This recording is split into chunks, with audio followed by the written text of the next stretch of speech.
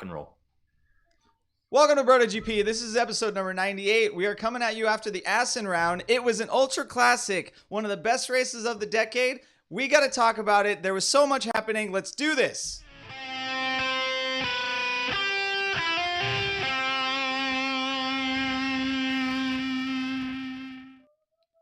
What's up? If you're on YouTube, you can notice that I got a new microphone. Kev has a new computer, and he has his sunglasses on.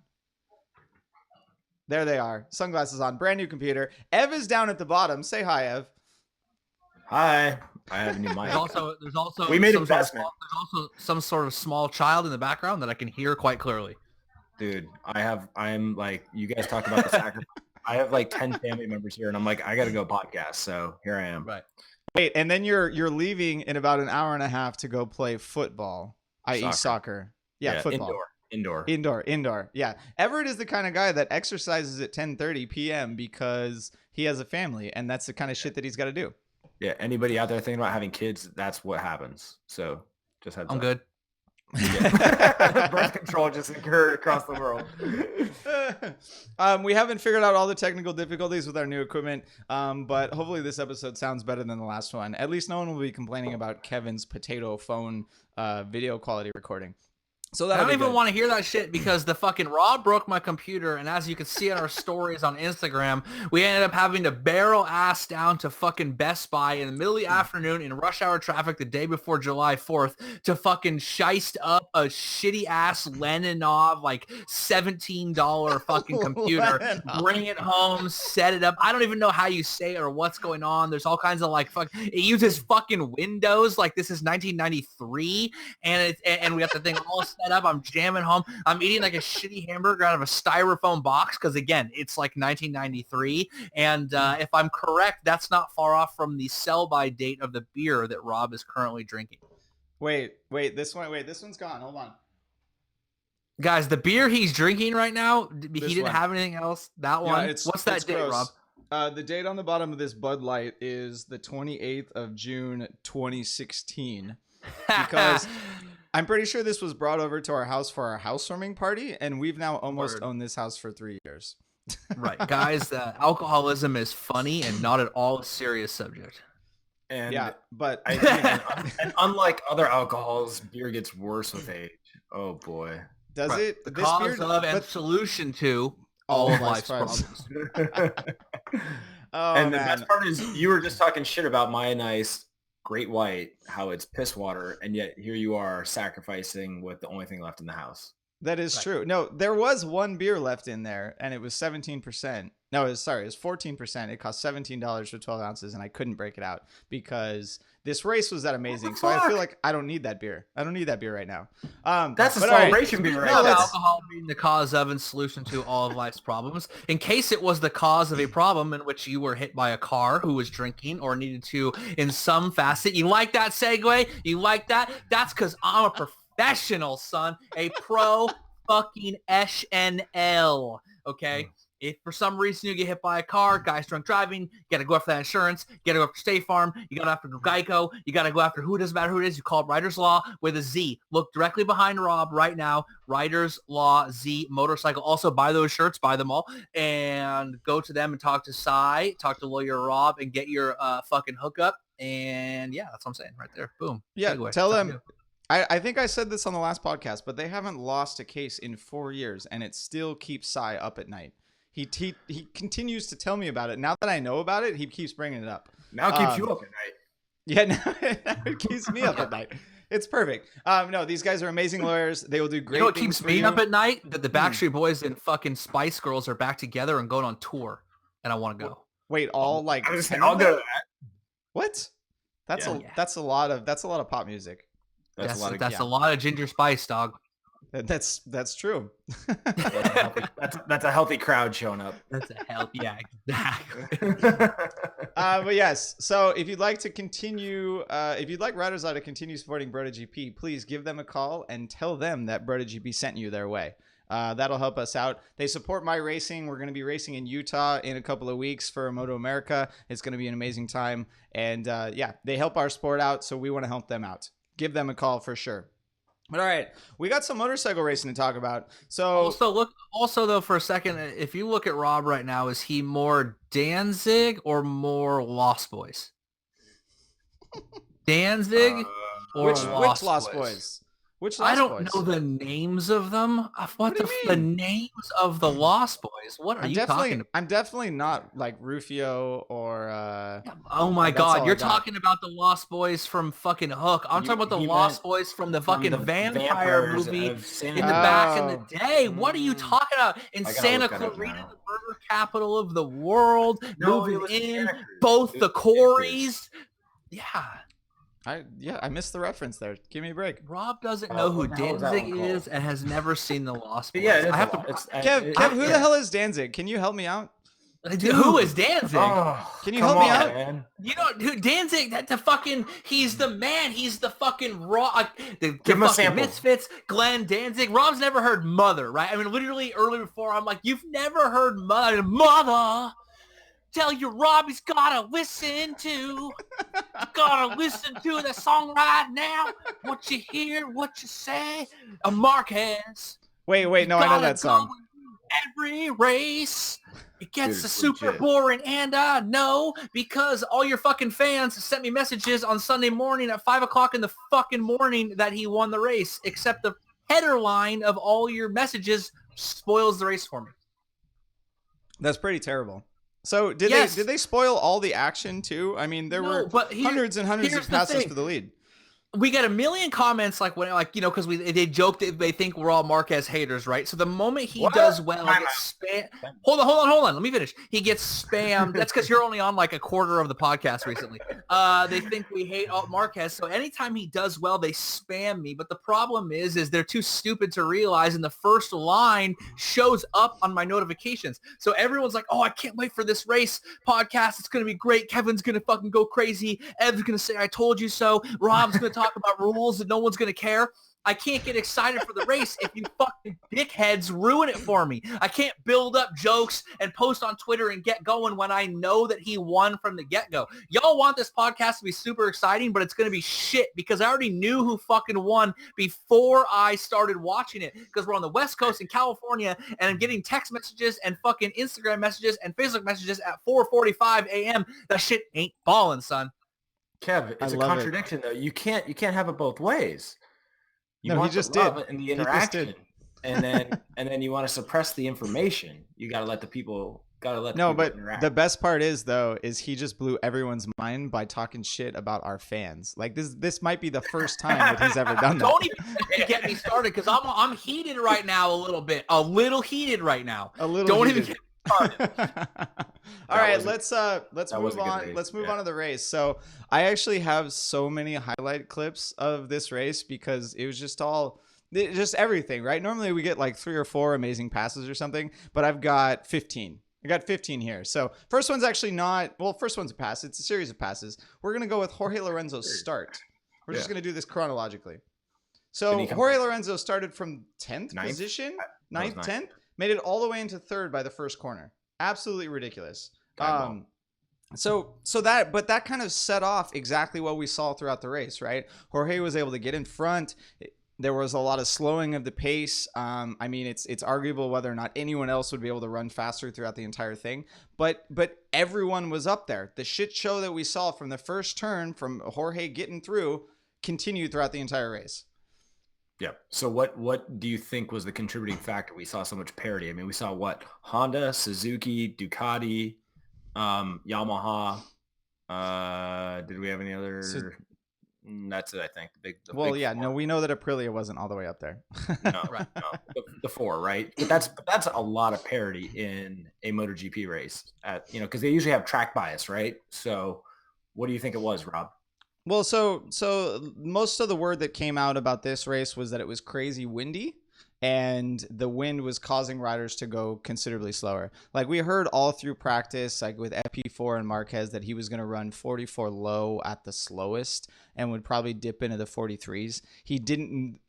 More than half the lap races were in the 45s, so a full second slower. And with Assen, with the track layout there, with the fact that you have to carry pace through so many of the corners to post a good lap time, they weren't able to do it. It's fucking risky when it's crazy windy like that. Like, I almost picture this race as a wet race, right? There was some other thing that was slowing all the racers down. Okay. Do you? Real quick. Kev's on his phone. Kev, what are you doing right there? My hands are fucking I wanted to go, and then I right thought now. Kev was gonna go, and then I was like, all right, wait. My big question was, do you think tires were in play? No, not at all. No, we'll get to that later. Let's keep talking about the wind. All right.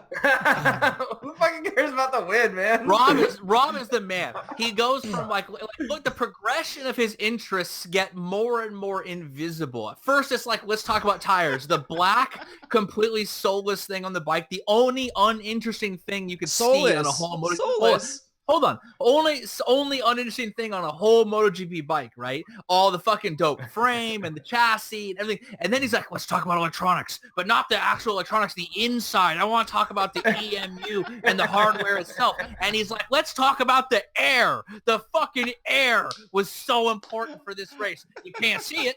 You couldn't hear it. No one really talked about it. But Simon Crafar said it, so it must be. Let's talk about the fucking air. Next time, he's literally going to explain to us at the next race that the rotation of the Earth was throwing off the bike, right? Their gravity was fucked up because they didn't take into account the rotation of the Earth. And because it was a counterclockwise thing and the Earth rotates clockwise, that threw everyone's GPS off because there's no fucking GPS allowed. So they have to do all this stuff like that. They uncalculated, and that's the problem. That's why Phillip Island is so crazy, because they're on the other side of the planet. They go no, Phillip Island is crazy because of cosmic inflation. What in the fuck? Spins the other way. Cosmic inflation? Wait. Yeah, so what's happening with Rob, unfortunately, he's becoming so excited, but the cosmological constant where space is expanding at equidistant rate all over, so the distance from the beginning of the lap to the end of the lap, space has grown ever so slightly, and the things are so dialed to the wire that it came down to the fact that the HRC engineers were better at combining theoretical quantum mechanics with gravitational Einsteinian theory to come up with a unified grand theory of Marquez winning all the time. That's what it is. We resurrected Einstein. He's technically the crew chief, and that's why Marquez wins so much. Dude, they're better at it as long as they make sure to count the number of laps correctly. Ooh. As long as they make sure to do that. Since we're talking about Phillip Island. Rob, quick question for you. How would you define Kev tonight? Do we got salty Kev? We got salty intellectual Kev, I think. No, we don't. Actually, he defines himself every single episode, and we have fidgety Kev this time. I know I saw fidgety, but that's what I laughed about earlier. But then I sense a little salty fidgety Kev. Like, I am salty because like literally in the last 3 days, we have like fans blowing me up saying that because we didn't record on Sunday at 6 a.m., it's because Marquez won and we didn't like that, right? Because one time Rob was sick and we had to postpone a fucking podcast for a while because he was literally coughing up blood, and we had to postpone it, and it was Marquez won. Then we got guys telling us that like, hey, your podcast is pretty good, but you should have more structure. Eat a fucking tampon, bitch. I don't want your structure, and I don't care, okay? Like, seriously, the most listened to podcast in the world is fucking Joe Rogan, and they famously don't have structure. Just like this race where they threw all structure out of the fucking, all, like, ideas, syllabus, outline, everything you thought. They threw the book straight out the window. They threw the book into the wind. That one's for Rob. And they threw it out and said, let's fucking bang. So that's what we're doing. That guy said have more structure, so I took a shit on a structure and then flushed it down the toilet. And that's what we're doing right now. He's actually right. I have no power to melandre anyone because there is no syllabus. There are no topics this time. We're just fucking talking about shit. So I gotta revoke the fidgety Kev and get the salty Kev label tonight. Yeah, right? Exactly. That's his subtitle. Fidgety Kev. That's self-proclaimed. Kev. Yeah. Right. No, I mean this is Bizarro World. Like, he's fucking ragging on our fans. I'm drinking a Bud Light. You're actually here. Like, in my house. No, in my house here. Also in your house. In his house. Wait. Last recording, who was that gentleman that walked through the background of the video? Oh, that was my father-in-law. I was in his office. Nice. That's awesome.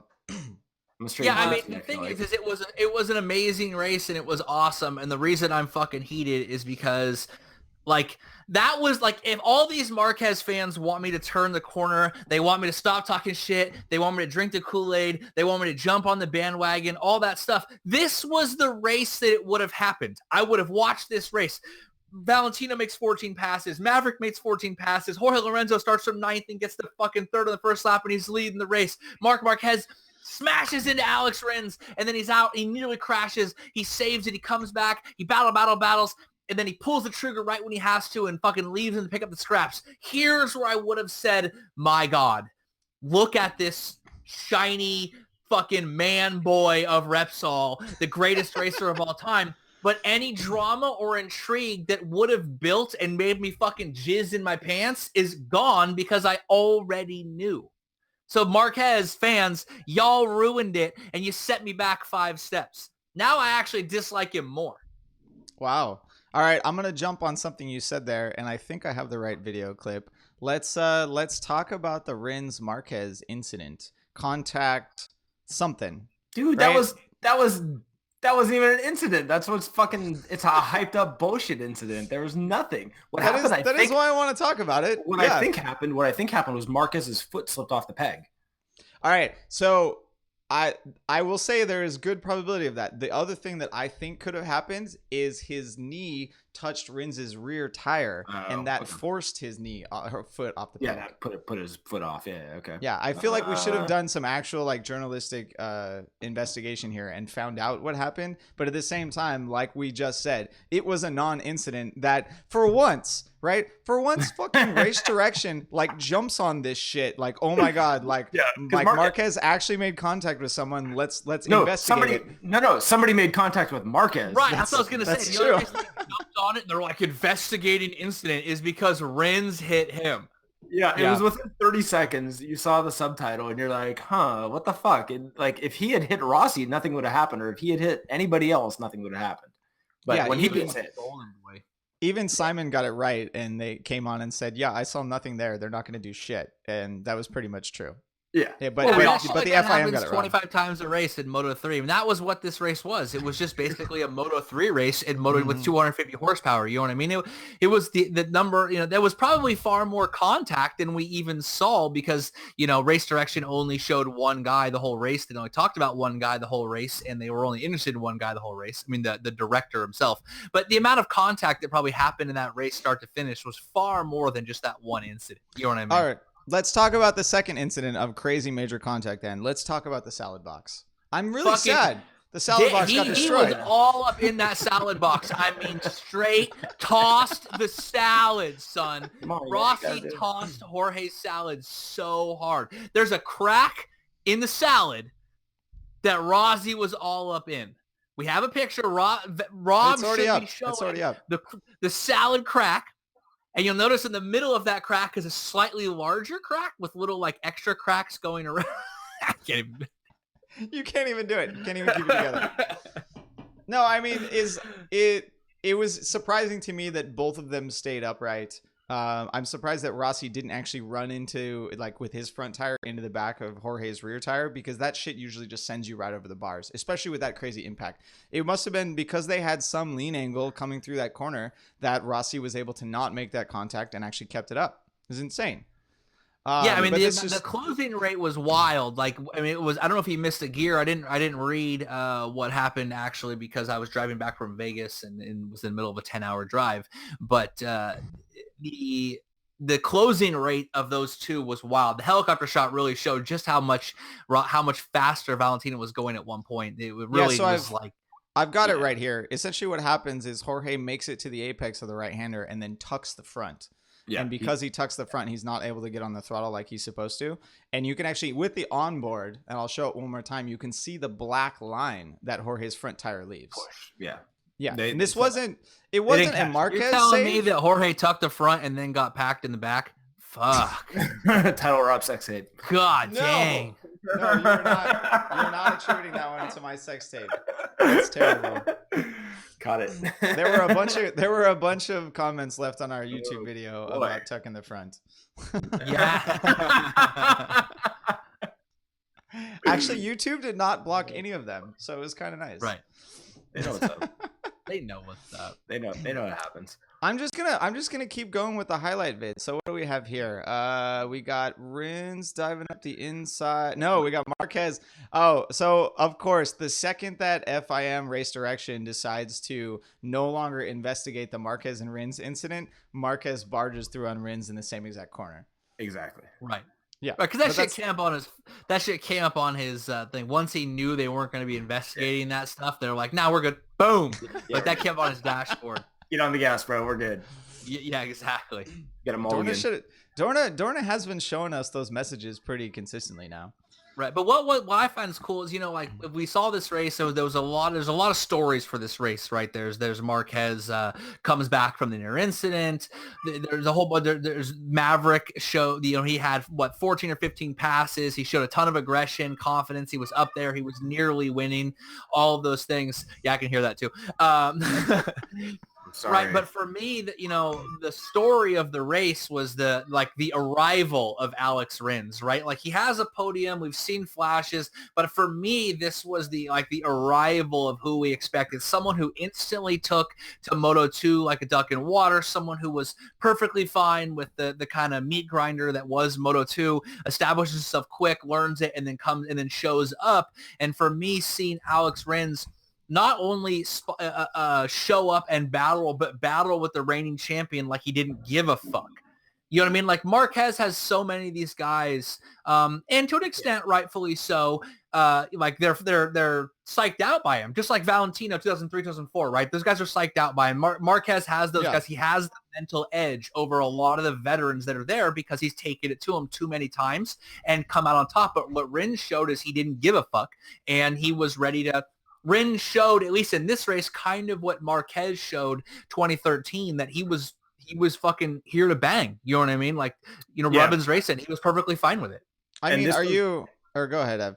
I was going to say, this goes back to our last episode. We were talking about this, how the expectations are pretty low now too. And last year he started out pretty hot. Then he got hurt. Then he was gone for a while. Then he came back and he still was pretty hot. Now we're seeing him just fucking dude, second place in MotoGP in what is it, second year? Dude, kid's fire. Are you starting a Rins train because of this single performance? Can I kind of dab on the train here? I'm trying to give the history that it's not a train. It's not. There's no hype train. It's the kid's legit. It's just taking him a while to finally find his comfort. This was a good one to latch on and prove himself. But to what Kev's saying, he's got the fire to fight. And dude, put him on a better bike. We'd be fucking having a show every week. So the nice thing is though, right, is the Suzuki's lack of performance net was now kind of within all the other variables that were different, right? Like it was crazy windy, the track lends itself to close racing, right? All of those variables lead up to some variation in the results, and the Suzuki was able to be included in the front group when things kind of went their way because of all those other things. They just need to be able to do that same thing at other tracks. Right. And I mean, but they still have, issues. Yonone was coming forward for a little bit and trying to catch on to that lead group of 8 and wasn't able to do it. He ended up making a mistake, falling back. And then later on in the race, he still had tire issues, which is what he's been struggling with for the last couple of rounds. Is that what it was? I didn't see. Tire issues. One of my cats just straight knocked over a bookshelf in the other room. An entire bookshelf? That was my jump. If you just saw me jump. Boom. You got some legit cats, dude. I see them work out. Yeah. Swole is the goal, son. Press. Yep. My cats are race weight and Kev's cats are swole. Yeah, exactly. They don't miss leg. Like owner like cat? Is that what we're going with? Yeah. There we go. They BJJ'd that fucking bookcase. Exactly. Yeah, right. Shaklau. I mean, I'm not saying that. I mean, what I'm saying is that for me, I see we see Rins done well. We've seen him previously podium. Then Yonone wanted to, hit a couple podiums and all that. That's nice. But I feel that the arrival kind of happened because at the very end of it, he kind of took a shit on fucking Maverick and stole second place. You know what I mean? Like the guy, it was legit. He didn't settle. Right? Yeah, exactly. He didn't settle. He had a podium in the bag. And he still went that extra mile, took the extra chance to get second place. We all know that sometimes when you get a podium, but it's third, it's almost like half a podium, right? But second is when you really solidify, that's a good ass podium, You had to beat some other fucking badass dude who should have been in second. Right, exactly. Right, yeah. Yeah. Right. The only person faster than him on that day was the arguably one of the greatest of all time, if not the. And one more podium. I think they lose their concessions, if I'm not wrong. Yep. But to me, I see that what Rins has done is finally gelling with that Suzuki in different conditions. I hope he keeps it up. And with Iannone leaving, Rins has to be the focus. That's just how it goes. And we know that's, we've all watched racing long enough. They can say it's equal, but it never is. When one guy's signed somewhere else, they're looking to the future. And that's why they kept Rins, because they're looking to continue to foster young talent. So Rins gets the stuff. Iannone struggled all race weekend. Rins looked really, really good. He looked confident. And for me, like, one of the biggest factors in a guy taking the next step is doing that thing that gives him the confidence and the self-belief. We talked about this last race about, like, not being in the goose is dead zone. You know what I mean? Like, he has that confidence. Yeah. I'm trying to find the clip here of Rins taking it to Maverick on the final lap, and I don't think I saved it. Essentially, in one of the last couple of corners, he just put it at the inside and forced Maverick to run wide, and he lost a bunch of time because of that. But Rins almost screwed it up.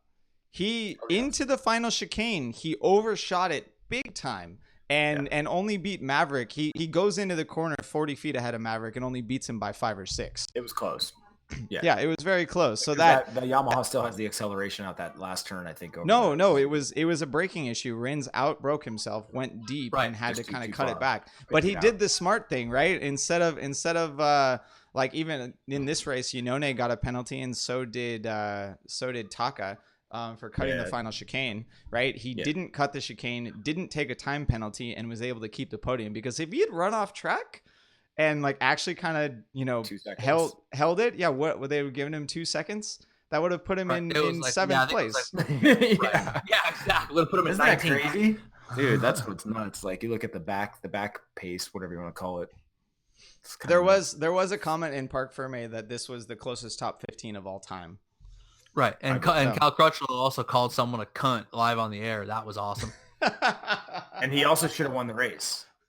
Right, if it wasn't for those cunts. Well, but we doubted him. We doubted him, and that's why he didn't win the race, right? Right. Well, I also wonder, how do we get some Rins labeled sunglasses? Because I think we should get on the hype train and wear those. Yeah, really? Yeah. I want some Rins. What's his brand? Oakley? What's he wear? I don't remember, actually. He's not doing a very good job marketing the sunglasses if we can't remember what brand he actually. Yeah, it's true. Right. But hey, we always talk shit about how he's always more worried about his sunglasses and his own fucking manager said that. Focus on sunglasses. We need some, but yeah, I'm definitely going back to that, Rob. I'm on the hype train for Rins, man. I think we're gonna see some good stuff out of him. I think that Suzuki is just gonna do more of exactly the same. They've been working on a new chassis. They've essentially been bracing it with carbon fiber on the outside. They just need to glue that shit on, and it makes it stiffer. Epoxy, maybe weld that shit. It probably is. It's probably something like. I know that if you saw it like on the video, Rob just like fucking gritted his teeth, right? Because he knew the sex tape was coming. Yes, I did. What we have successfully done is literally gaslit Rob so hard that he doesn't even want to speak because he knows that it may be a Rob sex tape. Now, everything he says is predicated on whether Kevin or Everett will say that. Yes. I'm on the tip of Rob's tongue at all times. Title of Rob's sex tape. Right. That's not a bed that right in. Depends what part, I guess. Anyway, highlights. No, right. I still have more highlight videos. Highlights. Walk us through. Let's see. There is one pass that we haven't talked about. What is this? Oh, this is Jorge going. This is the Ducatis going back and forth, coming out of the final chicane and bumping elbows a little bit there. We had quite a bit of that. Quite a bit of just bumping elbows out of corners and into corners, and that. Yeah, real quick. That last section coming into I think it's the 4th sector. Yeah. Some unbelievable passes in this race around the outside. It's one of the highest speed turns in the whole season. So it just was phenomenal watching these guys cranked over and still so around the outside here's passes. why I think it was the wind. The guy that goes in first isn't really sure about the conditions that he's going to get. The guy that goes in second uses him as a marker. That sounds like the fucking outline of one of Rob's sex tapes. The guy that goes in first isn't really sure the conditions he's going to find. I'm not saying I was in Vegas doing the exact same thing, but I definitely was in Vegas. But you still went in first. Yeah, exactly. There it is. Fun there. There it is. No, I probably have some. And do you think some timber chicane passes here? Do you think the inside? Do you think the inside rider was actually blocking the wind to give the outside rider relief from the wind? No, the guy in front, right? Essentially, the draft into the front corner inside. Yeah, the front equals the inside, and so the guy on the outside is getting that windscreen. It's just, it might also be a confidence thing. Obviously, we know that Marc Marquez ran his best lap of the race, finally made it into what they considered to be his race pace with 3 laps to go. And he was the only one of the front 4 that was on the soft rear tire. And it was confidence. He finally did it. Go ahead, Kev. Right, it's confidence. Like, we can attribute this to, the tires, or the wind, or this, or that. I'll tell you what it was. It was mob fucking mentality. Once everyone starts banging, dog. Like, riders were doing shit that they never did before. Right. Once the precedent's been established, they're all feeding off each other. They're all... like you said, Rins makes this dive bomb pass, nearly blows it, almost runs off the track. They're all doing shit they never would have done in like the previous race. If Jorge sets the tone, he jumps out in front. It's a boring race. Everyone's bored, and they just want to finish the race. But this was mob mentality, where this race put these guys so in the moment. Not one lap of this race was treated like a middle, beginning, or end lap. Every single lap was just turn by turn melee. Like, every lap on this race was lived Iannone lifestyle. Well, and it's because they're all champions who used to battle in other scenarios in Moto 2, Moto 3, whatever it was at the time. I don't think that's the primary cause. I think because they knew whoever got to the front would break away because they bang bars behind them. I disagree. There were plenty of laps that Jorge led in the front and just stuck there. There were plenty of laps where Marquez led in the front and didn't pull away until the final 4 or 3 or 4. There were plenty of laps that didn't happen, and I think it just legit wasn't possible without crashing. Everyone that got to the front had some crazy moments. A riot doesn't happen right away, bro. You have to have a certain number of events that are only slightly out of the norm to build like the response in all of the people. Like, riots don't happen in a vacuum. A bunch of shit already happened before to simmer, and then there's one moment that makes it the riot.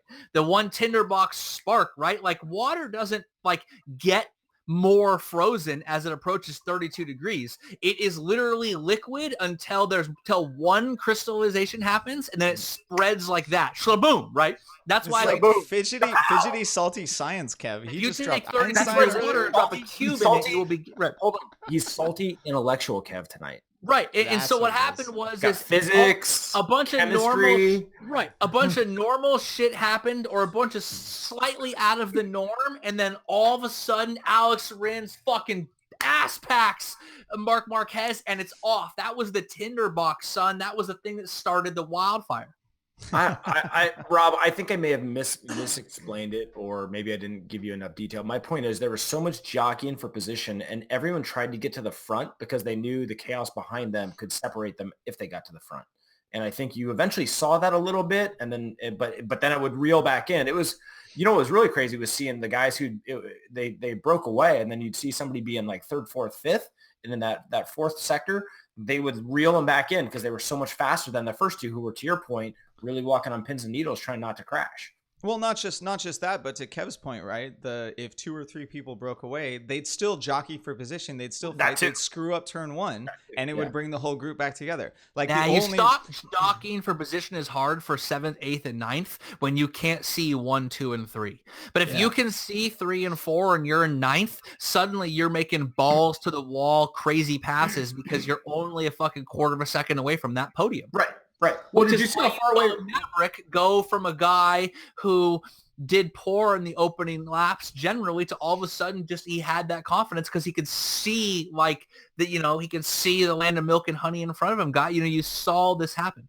Yeah, so let's talk about the pass attempt that actually got Maverick and Viñales back to the podium positions, right? Because there was Marquez had pulled away at the front with like 5 laps to go, and Dovizioso and Rossi kind of had control over second and third. And then what do? They don't settle for second and third because the mob mentality, because of every shit they've been dealing with, and they battle it out into the chicane and then into turn 1.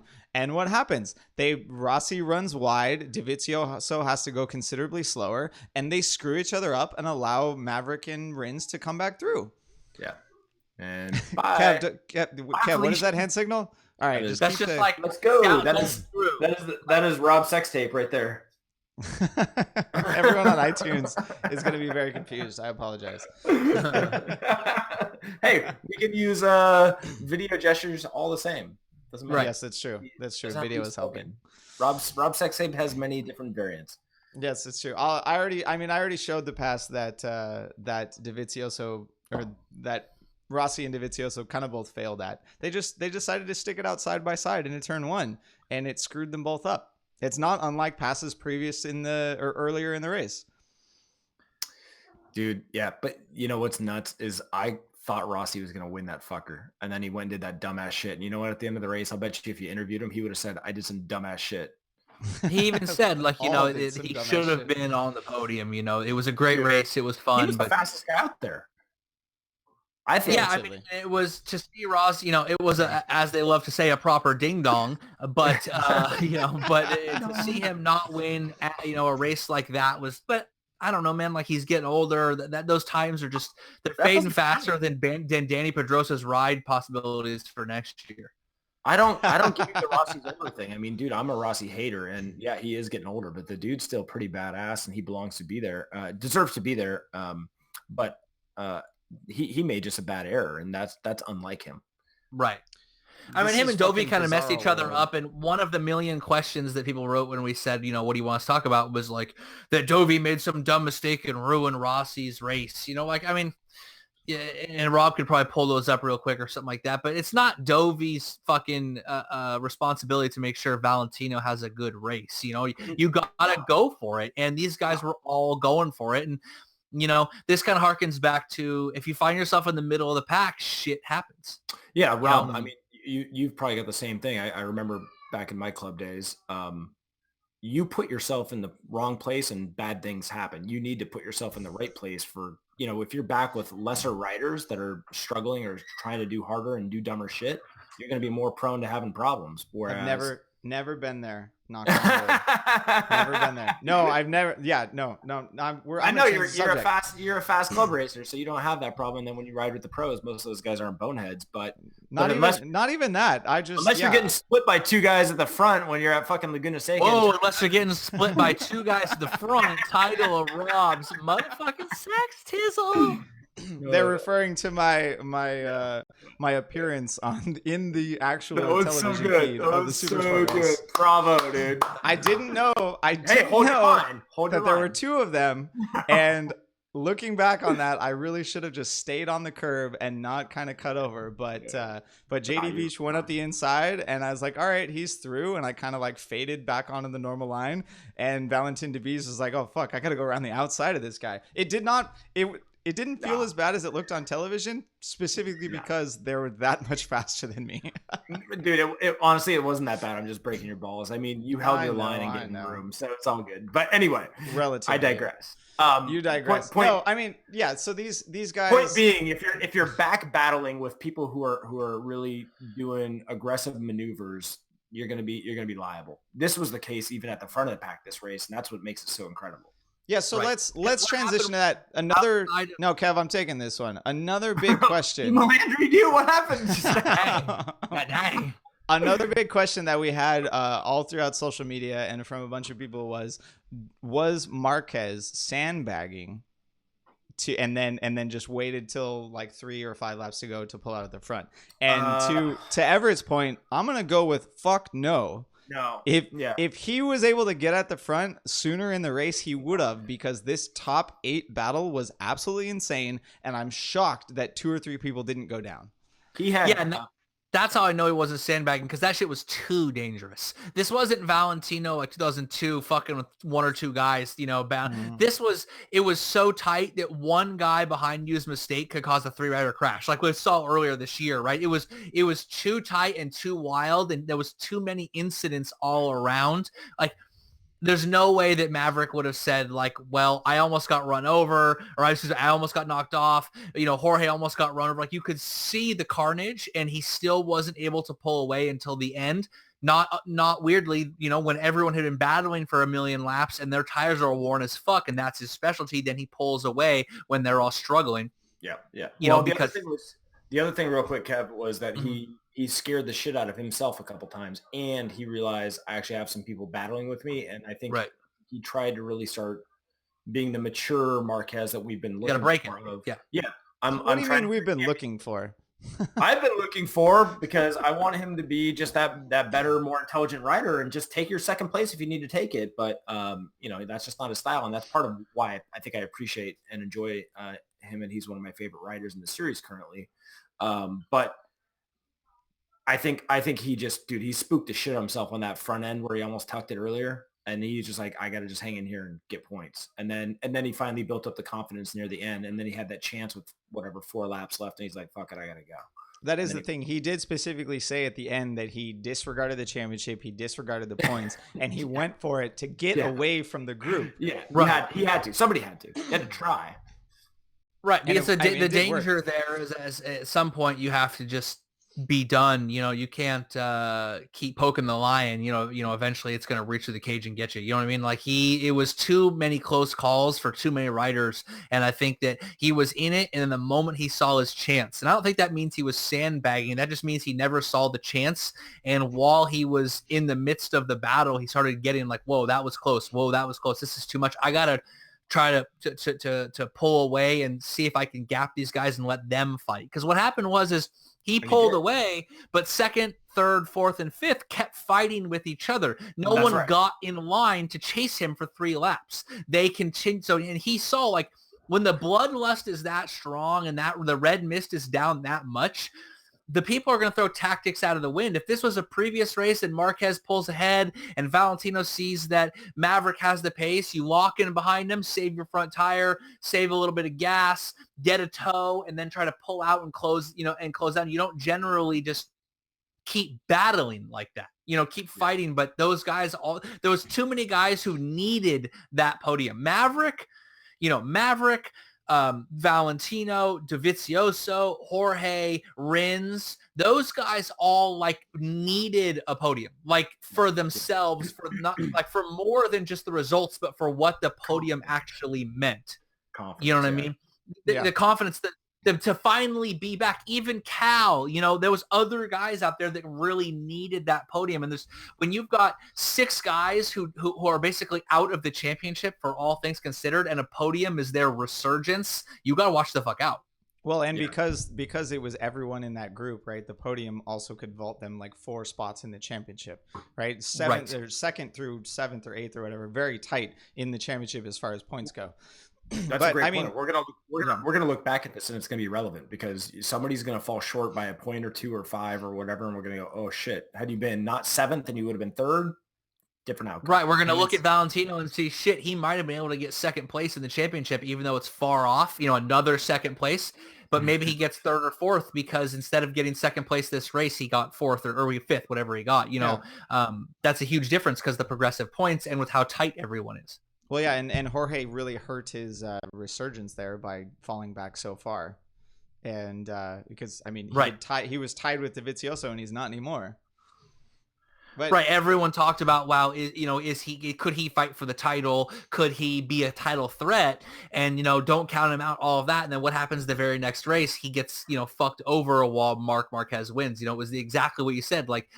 The ability for him to come in 2nd place in the championship just took a huge hit, because despite the fact, like Cal said, despite the fact that he got wins, his bad days are really bad. I like how both of you said that that Marquez kind of got scared fighting in that battle. The one thing that I think finally like pushed him over the edge as far as him knowing that he needed to pull away was his contact with Maverick Viñales with like 5 or 6 laps to go.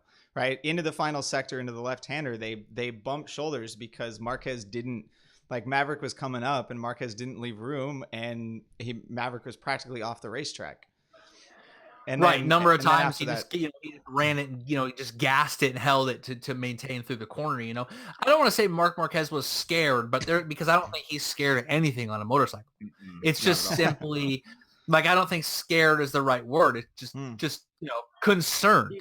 You could see he had moments of like thinking. I guess that's what I'll call it. Like as simple as that is, it's like he just stopped instead of natural ability just dominating his mode. Like he stopped and thought like maybe I shouldn't do this. I heard someone say Viñales again, and it triggered me to just really call that out. Triggered. Let's talk about Viñales. Let's do it. Yeah, is this a resurgence? What the fuck? Where'd this guy come from? Like we thought he was toast. Like, and now he looked really fucking good.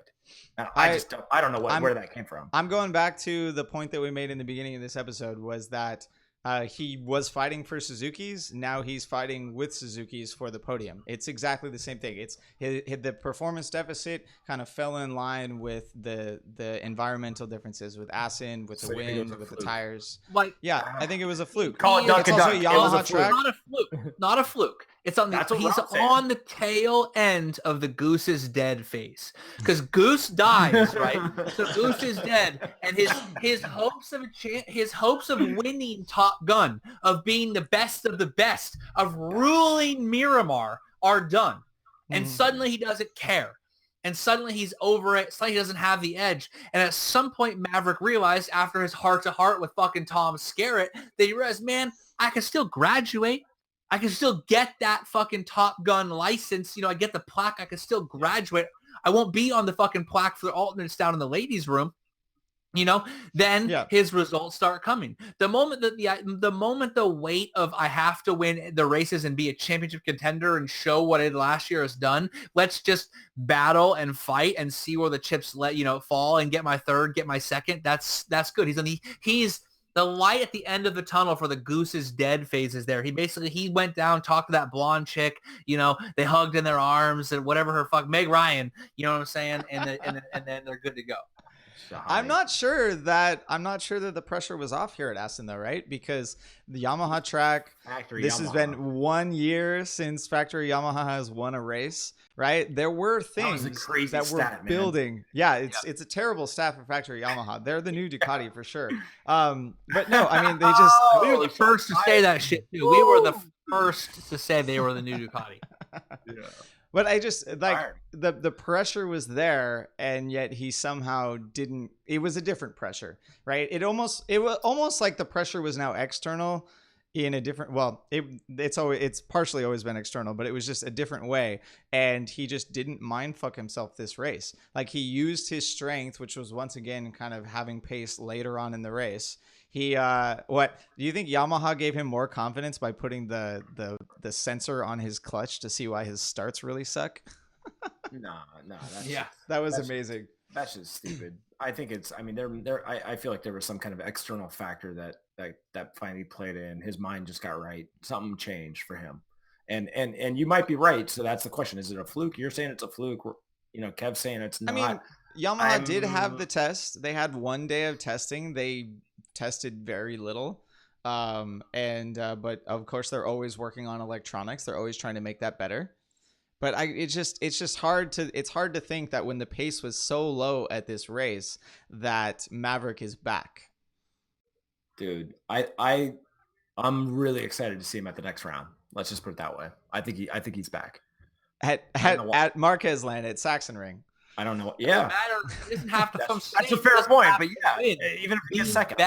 Being back is just like in contention for the podium, fighting for the podium, getting third, getting second when you can. That's okay. I'm not saying Maverick being back doesn't mean he has to win at Sachsenring. Right. I mean, look, Dani Pedrosa basically doesn't even exist right now. You know what I'm saying? So there's really only one factory Honda that he has to fight. So it could be Marquez land all they want, but that's not what he's looking for. He's just looking for hardware.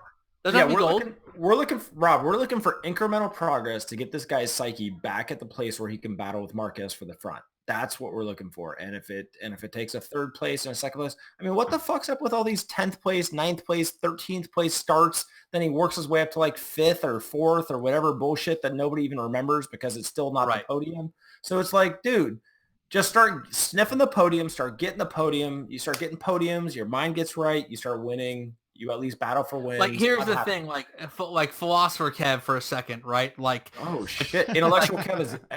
You need two hats tonight. You need two hats. Right, consistent, achievable goals. Rob, I see what you did there. Leads to like unattainable victories. You don't, right? Like, you don't go from fighting for 13th to winning. No, but yeah, unattainable. Things that you would have originally thought unattainable or too far away to get are gotten by consistently achievable, goals and setting the bar slightly better every time. Correct. Suddenly, you don't climb Everest by climbing straight up. You go up, you go down, then you go up 2, then you camp, get acclimated, then you go down. You only make that final push at the very end. The actual amount of tough stuff that you've climbed is significantly higher. You've gone over the Northwestern Coombe like 4 times. You have done, you don't hit the Hillary step 5 or 6 times, bro. You hit everything below the Hillary step 5 or 6 times. Then you pass by some dead person's body because you don't care because you spent $80,000 to get there. 4, 5, 6, and you climb and you say you climbed Everest, but you don't. You consistently reaching achievable goals is what leads you to these perceived unattainable goals. I think there's other terms out there. It's like falling off the ladder. It's ladder rungs, right? You've got to climb the ladder rungs. He's got to go from the bottom, and climb one rung at a time. Rob, it would be like you jumping on a factory Yamaha and like being expected to get first. You just wouldn't do it. That's too much to jump up. Are you sure? That sounds like a challenge. Are Factory you sure? Yamaha USA. If you're listening, Yamaha USA. That sounds like a great YouTube episode. Put popular podcasting guy on factory Yamaha R6 Graves Sport, and let's see what happens. Let's document it. Let's make a video about it. Let's sponsor BrotoGP. That sounds like a really good idea, Moto America. Anyway. But no, see what Kevin, you're doing there. Gotta send that email. Kevin, great analogy. I mean, intellectual Kev came out, but I think that was a spot on analogy, and that's the problem is Viñales really did fall pretty far down from where he was, and the tires thing, maybe that was the catalyst. Now he's had to relearn the tires, but if he can get close to the podium, get good starts, we're gonna see a glimpse of hope for him to be a contender again, and that's good for everyone that's a fan of MotoGP. I won't be happy about it until he fully does it, and it's gonna happen at like Motegi or at Valencia or something, and we're gonna be it's gonna be too late to do anything but screw up. Too late. It is already too late. Let's talk about another person that kind of showed some form here, but has been generally disappointing in the last few rounds. I've got a picture here for Johann Zarco. Do you the hype train? The hype train was there. Dunzo.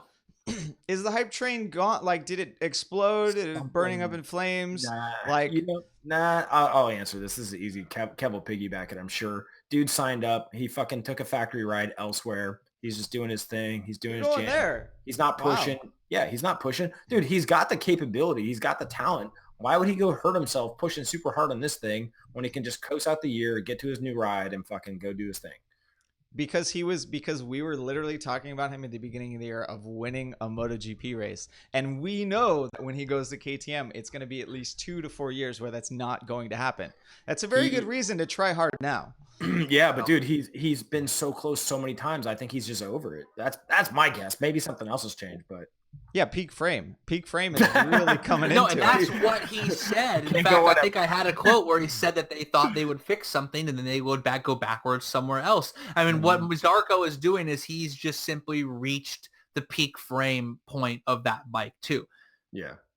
Yeah, he is following in the footsteps of factory Yamaha. He's doing exactly what happened kind of mid last year for Yamaha after they won, 3 of the first 5 with Viñales. Yeah. And I think the other thing, if I'm not mistaken, and this is right up your alley, Rob, I think he's started trying to be, he's trying to standardize on the tires and ride the same tires as the others.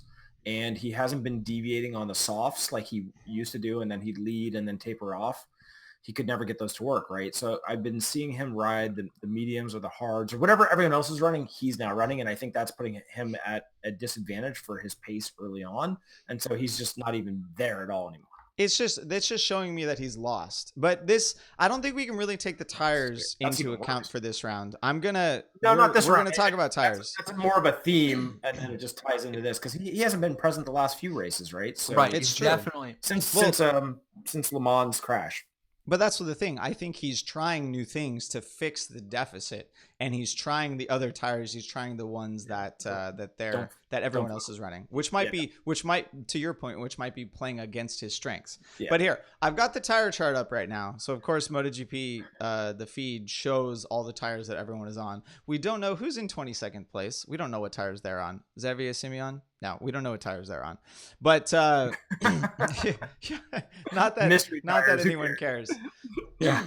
So the funny thing is, right? So for the podium, and actually there are a lot of outliers here, right? Normally Marquez goes with the hardest front tire possible. Normally he usually runs the medium or the hard rear tire. This race he was on the medium front and the soft rear. Normally the Ducatis, because their engine is crazy smooth and powerful and they don't have to spin the tire, they can run the soft rear tire. This year they were on the hard rear. Or this race, they were on the hard rear tire. Like Crutchlow was on the soft rear as well.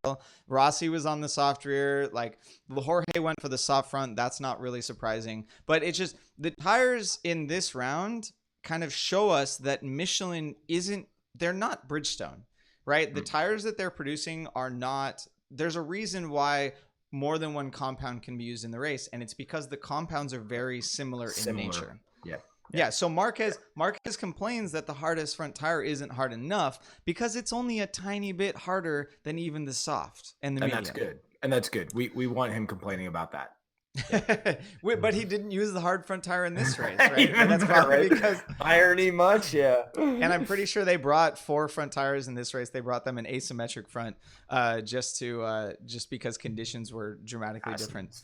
Yeah. And I want to go back to the Zarco thing for a second that Rob was talking about. And like I've said, he's trying new things. Rob said peak frame and all that. But we got to remember, not only did he crash out, but the Le Mans and kind of throw the confidence out, but there's a lot of other stuff going on at Yamaha.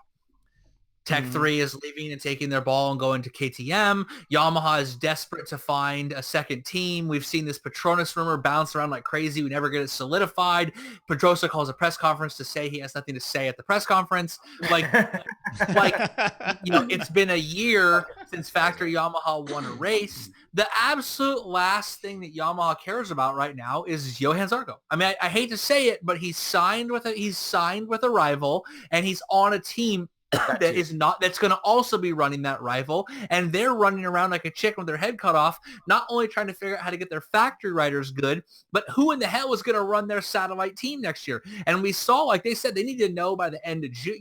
I think they need to know by now what the hell is going on for them to actually be able to produce these bikes. So on like the grand scheme of their plan for the next 5 years, Zarco not only doesn't factor into it, they need him to not be good. I'm not saying they're sabotaging him, but what I'm saying is fixing his problems is just hell low on the priority list. On the priority list, If this goes back to my 80-20 comment about and it was the Pareto effect, not the Paterno principle, but the Pareto principle, is that for Yamaha to achieve and come back from where they are, giving some satellite rider hella extra attention is too much effort for the potential return it's going to give them. They need to get Maverick and Valentino back on track, and they need to figure out who the hell is running their bikes and who's going to be on them and start planning for next year. The title is lost. They're planning for next year, and in no way, shape, or form does Johann Zarco fit into their plans for next year, except as someone they need to make sure they beat. So what Kev said is basically the inverse of what I said, right? From a rider's perspective, he's checked out because he's just getting his way. He's just going to do his thing until he gets finished. Then he's going to focus on KTM. Yamaha's inverse is, hey, we're not going to focus on that guy. We're going to focus on the other guys, and we're going to do what we got to do. So it's a double whammy in terms of performance on that bike and that team. It's just, I mean, but to be fair, right? Yamaha generally Tech3 Yamaha has generally never received dramatic amounts of support from factory Yamaha. none. Right. Zero. Right. Even Dovey brought his own brake calipers 10 years ago. So what I'm saying, and even when Cal was there, right, he got one fuel tank and did worse. What I'm saying though, I'm gonna bring that up every time I can. Right. What I'm saying is that, like you said, and you make my point. They were Tech3 doesn't. They're close to the factory, but they don't get the same level of support that say Cal at LCR gets or Petrucci at Pramac gets. Right, like the pseudo factory bikes. They're last year's bikes. They get information, they get going, and they get trickled on parts once in a while. Like he has the newer, aerodynamics and stuff like that. Like Hafish is still on the older one, right? But if he's struggling fixing problems, factory engineers going over to Tech3 to help him solve this very mysterious problem they have is just low on the totem pole. Don't give a shit. They get very little factory support in terms of engineers, software engineers, and part update. He's going around in circles trying to figure out what to do, and they're just like, well, sorry, you're just not the priority right now. Let's put it this way, Kev. When he walks over to their garage, or when he thinks about walking over to their garage to say, hey, guys, I'm really having problems with this. I really would like it if he goes, oh, no, wait, I can't walk over there. They don't give a fuck. Right.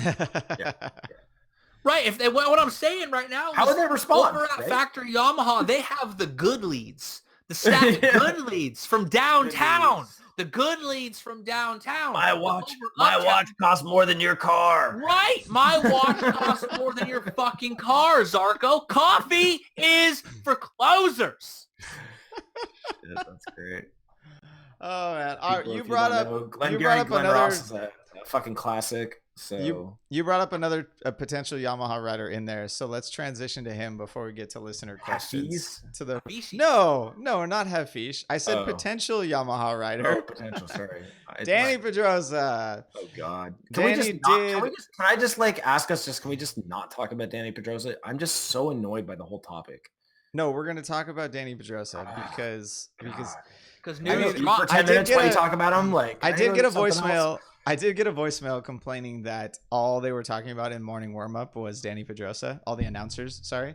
That's because he's a circle jerk and they love him, and he's been around forever, and he's a media, he's a lovable little samurai. You gotta talk about him. No, he's a good dude. I'm not that all those guys are good dudes for the most part, as far as I know. But I'm just over some dude who's just gonna stick around and take rides. Like, I don't know. Are you over like the blue ball effect that you might be getting from Petronas Yamaha and Dani potentially riding it, or did you not get blue balls about Petronas Yamaha? If that was ever gonna fucking happen, his shit ass performance in the best race in a year, you know what I mean? Like in a race where we have 1 million people to talk about, he's the only one not on the list.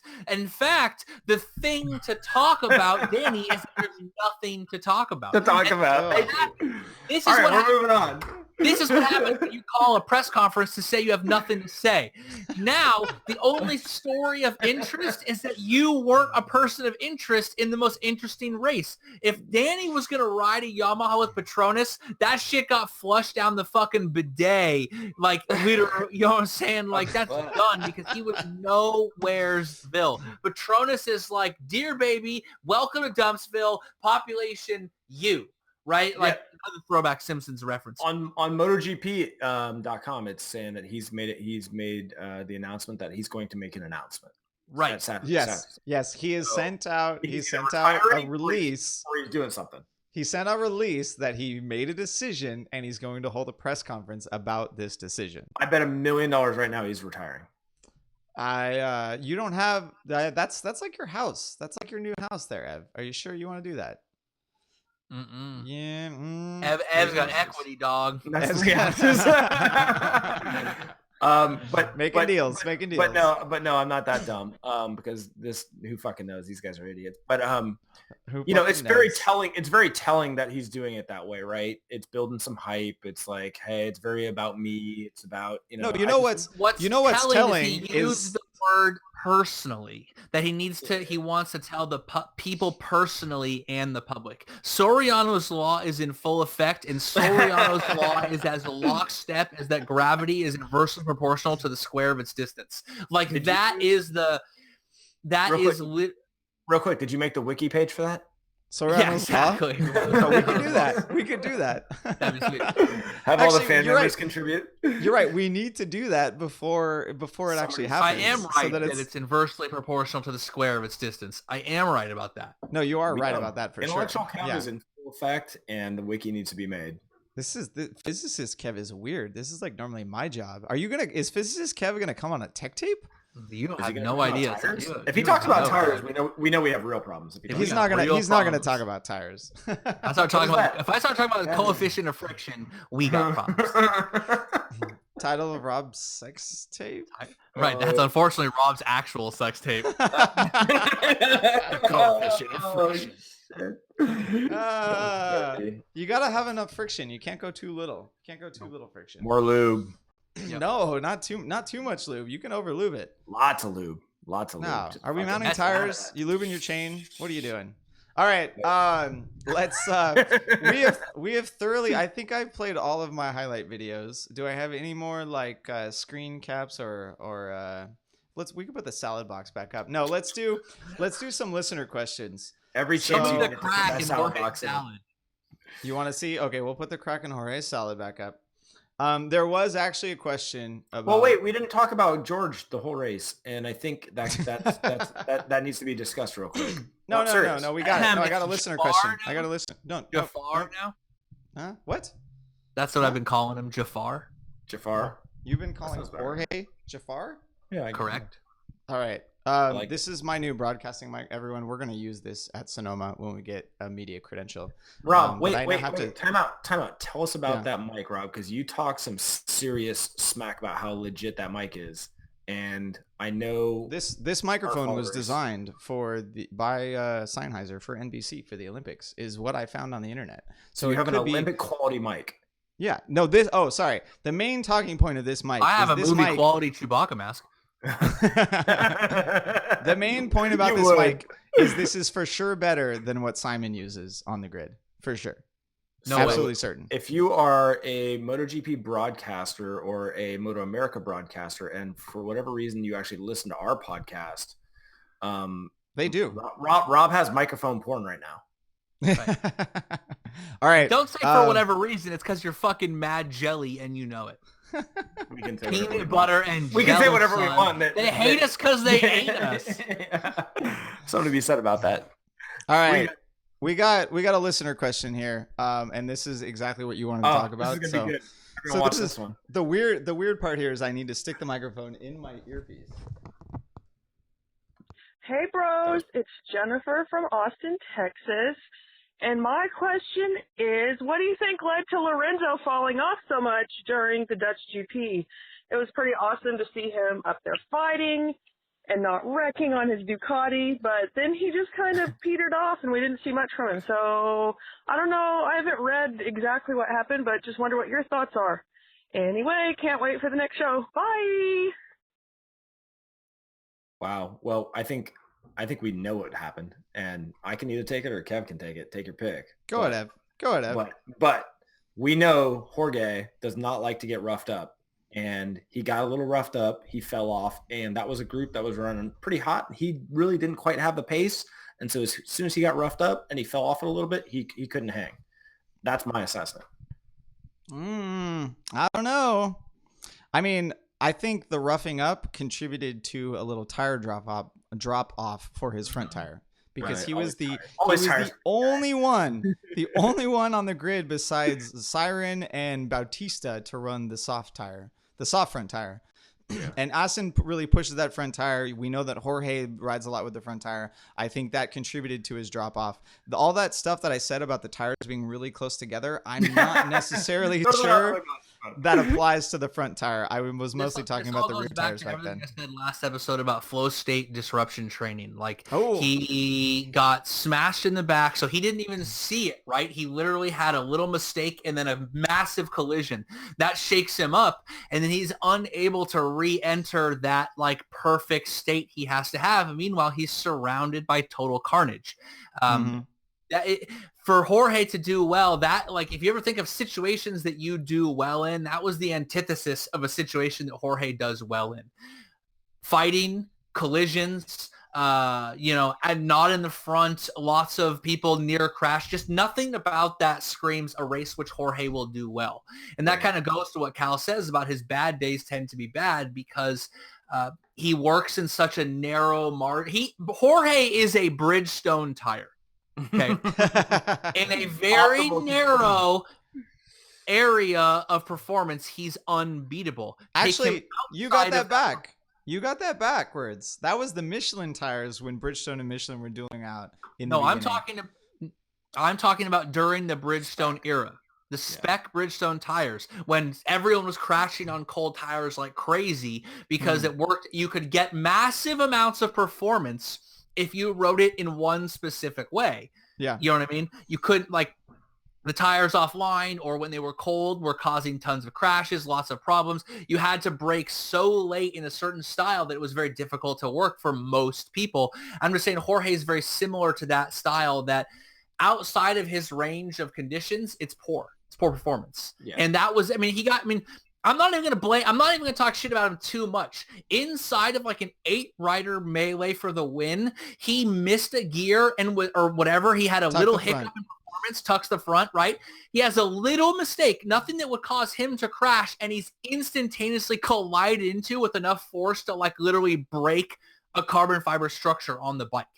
So, you know what I mean? Like that, there's no way that doesn't shake you up. Like that wasn't even Marc Marquez and Rins colliding. That's just literally I'm riding along, boom. Dude, that was a fast fucking turn too. Right. And then for him to almost tuck the front scares you to shit first of all. And then now you're walking on pins and needles. Plus he got impacted on top of it. Imagine knowing that you're trying to race as hard as you can, and one mistake could equal a massive collision. You can't push. And it's kind of nutty, right? Because the guy came off 2 wins. He's going for his 3rd. He's trying to prove everybody. But I still feel like George is at the end of his career where he's kind of like thinking, I've got a fuck ton of money. I'm really good at this, but I don't need the risk and I don't need the hurt. And then he's just like, I'm going to just back off. He couldn't latch on. And it wasn't easy enough, this one. I don't know, man. That's just... I love how you say and think that he's at the end of his career when he just signed for Repsol Honda. Like it's just those two don't. Once you reach a certain, his mind, his mental career. I get what Ev means. He no longer I use a lot of UFC and fighting references, but I get a lot of messages for people who say they like it, so I'm going to keep with it. When you go to win a race or when you're coming up, those are. Maintaining a champion's mindset is different from a contender's mindset, okay? A contender is willing to throw anything out there to make it stick. Alex Rins was ready to fight with Maverick. I'm getting a lot of feedback, by the way. It was ready to fight, and there you go, and to do anything for that second place. Jorge Lorenzo has already won multiple races just recently. He has been a champion. You cannot maintain the level of intensity that a contender has as a champion for this long. Jorge has been battling for wins and championships since 2008. 10 years. Okay? Mm-hmm. The level of intensity that you require to maintain his performance is a different mindset. Maintenance of your position in the championship scheme is different than rising. Okay, you take less risks because the drop off is lower. It's hard to explain like exactly what I'm trying to say because I'm getting tons of hearing myself. I mean, you have it is a very good point. Like, and that's the thing that we know about Jorge's sort of riding style and how he operates in the paddock. It's all about intensity, right? He has to be, the bike has to be perfect. Otherwise, it gets too tired at the end of the race, right, even though he's one of the fittest racers on the grid, because everything for him is intensity. Using that front tire, he has to do it as it's a difficult way. Whereas we know that the other racers may ride slightly different. Like, I mean, hell, even when I'm on the motorcycle, I'm thinking about saving energy because my races aren't nearly as long as theirs, and I'm not going nearly as fast. Yeah, no, But yeah, Jorge is all down. intensity. And that's a very good example. Good point. A boxer or someone fighting, a lot of times someone who's been there, and when you start to just like a champion's mindset again, has more to do with maintaining your position than risking to lose it, because gaining it back is difficult. Watch Mayweather all day. Right. Mayweather all day does not look at him against Conor. Never take a risk. Never. Because he knew that in the 8th, 9th, and 10th round, he could come back. Don't take risks. Like, you don't go for the finish nearly as hard. And some people will say this is contradicting what we were saying about Marquez earlier, but I think Marquez just knew he needed to get out of that insanity. No. Marquez isn't where Lorenzo is in his career, right? He's still in the early third, I'll call it, where he's still winning, dominating, and he knows he can just go, and he just throws caution to the wind because it's a mindset that it's a champion's mindset of this isn't a risk for me even. Whereas you look at Lorenzo, he's thinking this is a risk for me. And that's more my point. Good example to fight is like George St. Pierre. He gets knocked out. He comes back, wins the title, but then he's a boring point fighter because he's looking just to maintain his victory, right? Whereas young up-and-comers or Marquez hasn't been knocked down the peg yet to then worry about just maintaining his position afterwards, because we all know 2015 was fucking collusion. I mean, they were 2 steps away from taking out secret Facebook ads to convince us otherwise. You know what I mean? Maybe first third was it should have really been first half, right? I mean, you've seen peak Lorenzo, we'll call it, and he's on the second half of his career. So I'm not saying he's retiring tomorrow. To your point, he's going to be around for several years. He's still a young guy that's very capable, but I think his mentality to be a champion, it's going to be nuts to watch him race Marquez next year with that. That's a disadvantage right now. So. Anyway. And the thing that has happened to Jorge that hasn't happened to Marquez, and this is to Marquez's credit, is that Marquez has not had that moment where that mistake cost him everything. Jorge decided that he would never crash a season and lead every session, and then he breaks his collarbone and ends up losing the championship 2013, right? So he's had that moment where the mistake cost him everything. Yeah. He was Marquez broken. has not had that moment. And he was literally and physically broken. In Assen. In Assen. Right, yes. Yep. Literally, like, this is literally the PTSD, like, showing up. Marquez hasn't had that. Maybe he never will, but Jorge has had that moment where one mistake cost him everything and his whole place in the grand scheme of GP. Jorge crashes in 2013, and he's a fucking nobody for 2014. A nobody, right? Everybody. The whole time.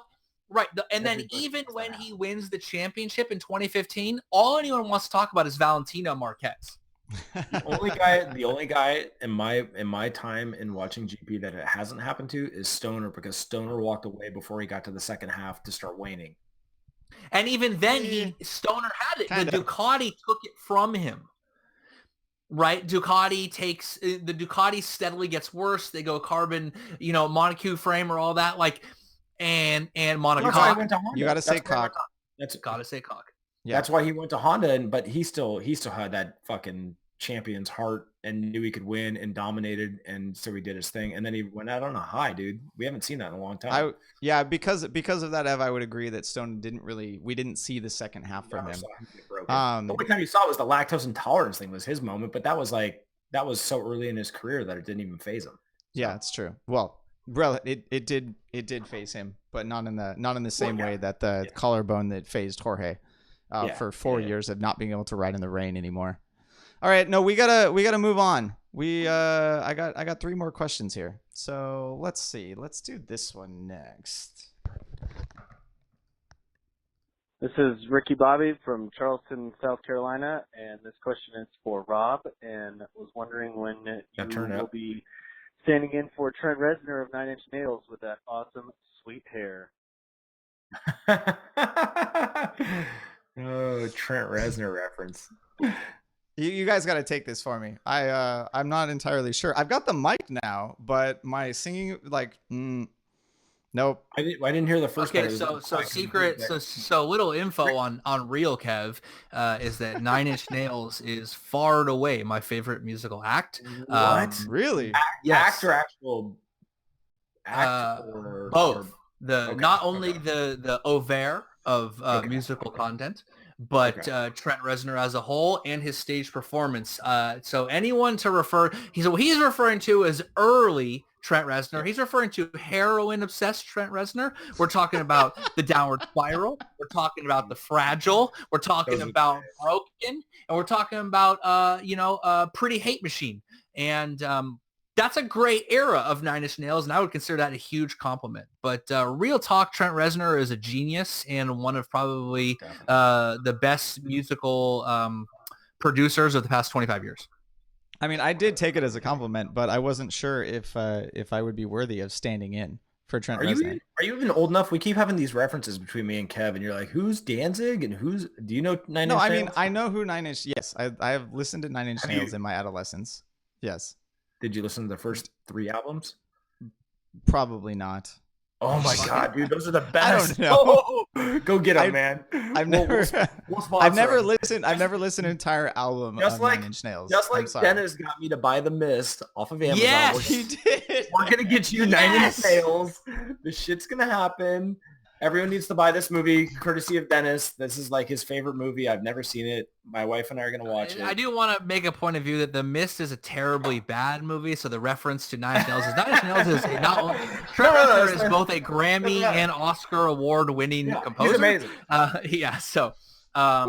That's funny. This funny. Is supposed to be pretty good. He did Green Mile and Shawshank. I mean, that guy's pretty legit.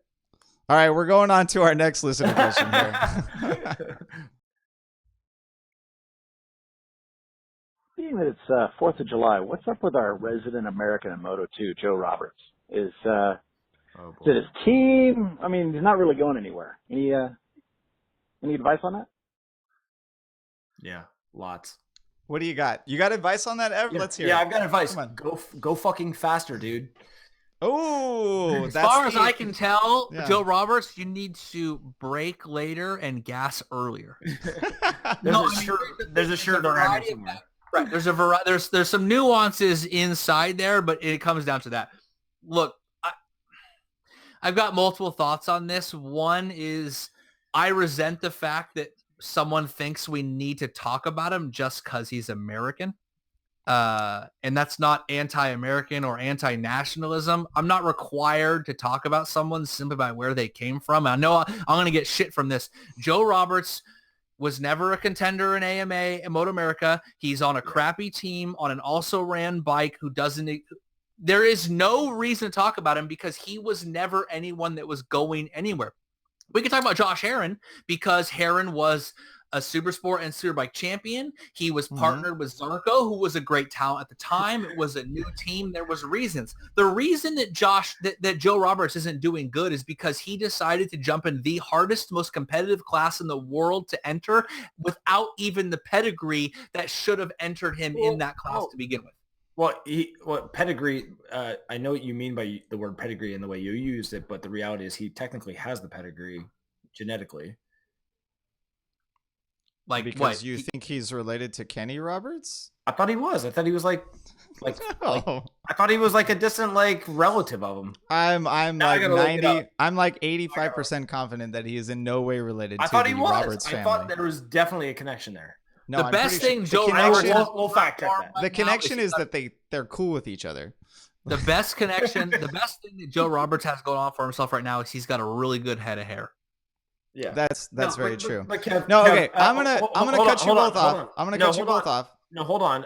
The American thing, I gotta, look, it's 4th of July tomorrow. I'm a red-blooded American. I know we got a lot of international fans. I appreciate the listener question first and foremost, but so I think it's good that we took it, but I agree with you that he's mostly irrelevant to the series, and bringing it up for the sake of it is a little tough, but he dove in the deep end, man. He just honestly doesn't belong. He should have worked his way up. It goes back to the ladder earlier. I got two pieces of advice that are not nearly as harsh as what those guys gave. Well, no, one of them is. We'll start with the harsh one first. The first one is when you're in the points for the first time, don't crash. Shots so that fired. one was harsh. That one was harsh. The second one is wait it out. Right? We've got massive rule changes coming to Moto2 next year. The bikes are going to be way different. Teams that may seem like amateurs this year may be considerably better next year because they get lucky or because they hire the right technicians. Like everything is going to change. Wait it out. Right? Keep your ride. Look at Speed Up this year. Speed Up was nowheresville for a while, and then all of a sudden Fabio is literally everywhere. You know what I'm saying? You know, he follows up a win with a fantastic second place. My advice is exactly what Rob said. Stay where you are and see what happens. My real advice is come back to America. Yeah. Don't I mean, if he can. No, I don't need another competitor, Kev. No. I'm not. No, I mean, if he can. I appreciate he's giving it his shot, right? I mean, you got to try, right? But it's just, dude, it's the deep end. If he can, he should look into moving teams onto a team that is going to be on a more normal chassis, so he has that frame of reference, so that we're not guessing is the chassis that he's on what is it, the NTS. They've been making Moto2 chassis for quite a while, but they haven't been competing in the World Championship. They've been competing in CEV or CIV, and that's not the same, right? You don't compete with Mark VDS and with Sky VR46 on a team and a chassis that is completely unknown on the world stage. And so wait it out, for or potentially look for a better ride next year on a team that is willing to take the chance on you, or maybe you bring some money to the table, stay in the championship, put your nose to the grindstone and keep plugging away. Yeah. I mean, just Americans are at a massive disadvantage over there. It's just that simple. I mean, it'd be nice to see Graves step up and do a Moto2 team and get out of 600 Moto America, but it's just that. Why would they, right? So yeah, no, they wouldn't. But all right, we got one more. So last one here. What up, boys? It's Chris Reckentine in Portland, Oregon, with the notorious BGMC squad. I'm calling because I want to know. We all hate Marquez. Let's admit it. Would you watch a bunch of boring races for like half a season where Marquez leads by like 3 seconds if it means that you get to see one race like the last one where there's a pass every few seconds and Marquez is almost out of the race multiple times, and then he's in fourth, and then he's in first, and then he's in second. Valentino Rossi is off the track and all kinds of crazy shit is happening. Is it worthwhile to trade? Oh boy, Kev, you go. I know it. Is it worthwhile? Kev, go ahead and say it. You go first. Let me. Let my I mean, we watched that shit happen for years back, years ago. What was it, 2008, the Alien era? I mean, we watched that shit happen, man. We've been watching this too long, so we're stoked to be in this era where that's not happening. But we definitely have been there. I mean, I have, where we just sat and watched boring ass races, and it's part of the dedication to being a real fan, right? So. We kind of convince ourselves like what we're liking about the races. We all knew the 800cc era was bad, but we still like obviously like 2007 Ducati got it right, and that was crazy surprising and crazy interesting. Eventually, Honda started coming good towards the end of the 800cc era. Like there was something going on there, but it wasn't now. What makes racing good when the racing is bad is the storylines. Yeah. Okay. So we were desperate to cling on to that in the 800 era and all that stuff. What makes racing intriguing when the race itself is boring is the overarching storyline that we're trying to follow. Valentino going for his 10th title, Marquez becoming the GOAT, Maverick coming back. We're talking about this year. Or if it was the 800cc era, it was can Ducati get the victory, or can Valentino bounce back, or what's going to happen with Nicky Hayden, right?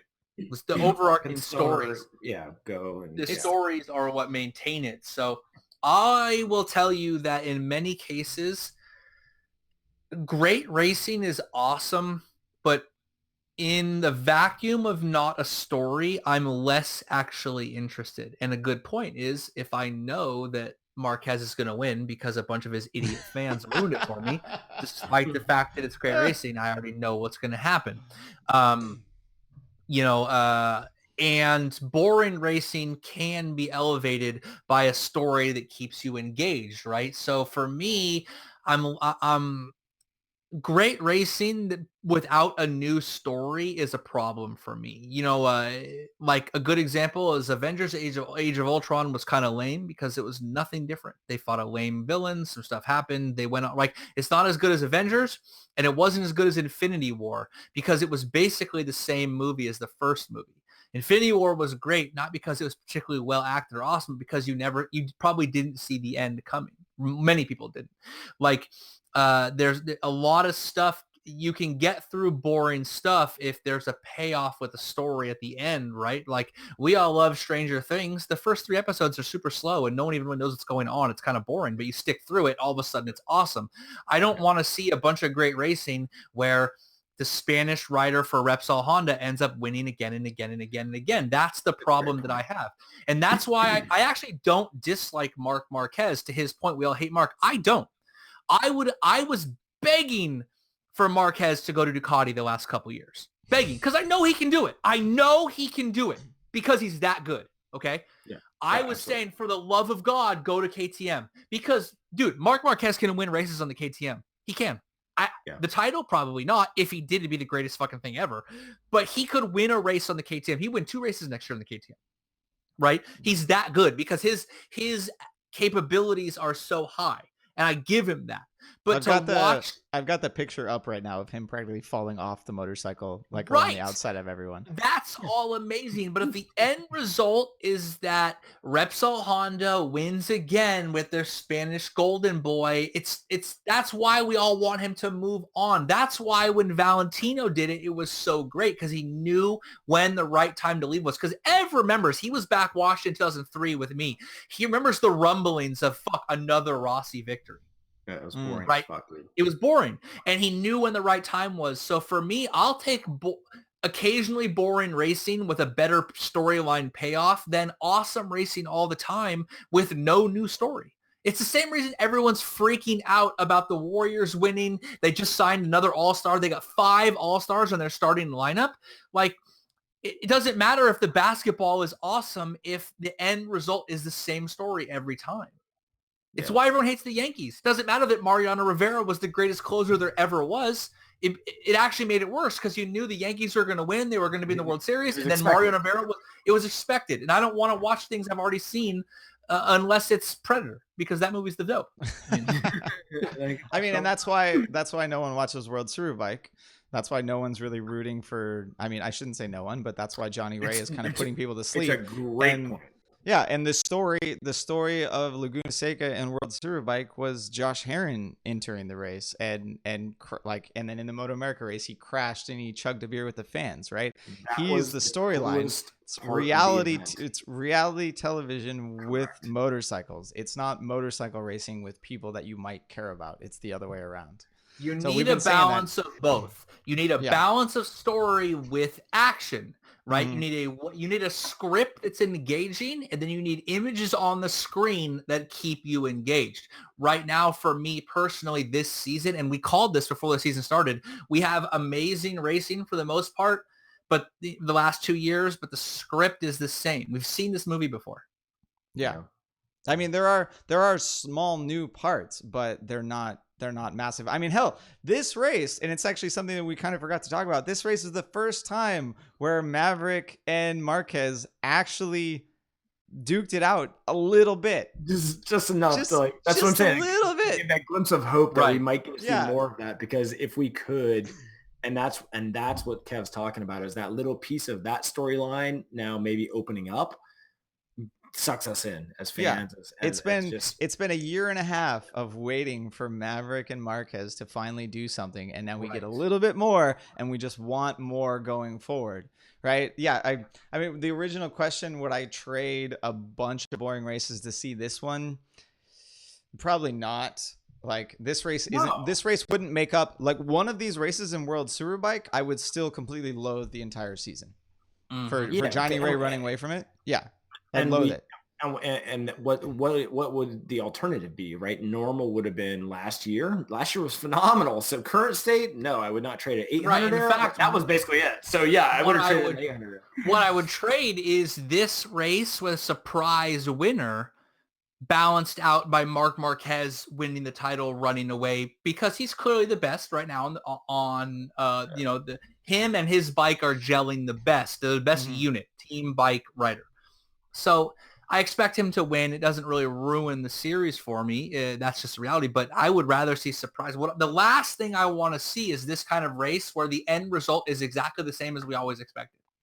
Because the expectations need to not be met. It's got to be unexpected. Right. Don't blow me and then stop. I mean, if you're gonna go down there, finish the job. That's fine. If you don't want to go down there to begin with, I'm not saying everyone should do what they want to do, and if that's not your thing, but don't go down there and stop and tell me later you're not into it.